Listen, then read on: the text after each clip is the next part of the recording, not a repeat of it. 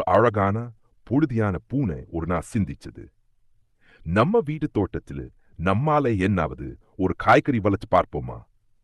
அவளுக்கு முதலில் ஞாபகம் வந்தது முட்டைக்கோஸ். தன் சொந்த நிலத்தில் பூனை சிறிய குடாவை எரிச்சுக்கின்ற நிலத்தை நன்றாக உழுது சிறிய குழிகள் தோண்டி முட்டைக்கோஸ் விதைகளை எடுத்து விதைச்சது. முருட்டும் சூரியன், மழையின் மெல்லிய துளிகள் எல்லாம் அந்த முட்டைக்கோஸ் செடிகளுக்கு உயிர் கொடுத்தன. பூனை ஒவ்வொரு நாளும் அதை பார்த்து புன்னகையுடன் நீர் பாய்ச்சி பராமரித்தது. சில வாரங்கள் கழித்து, வா, பச்சை பசேலென பெரிய முட்டைக்கோஸ்க்கு தயாராயன்.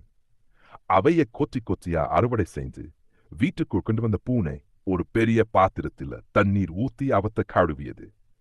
பின்னர் மெல்லிய துண்டுகளா நறுக்கியதும் சில காரசார பொருட்களுடன் சுட சுட சமைத்ததும் வீடு முழுக்க அருமையான வாசனை பரவியது.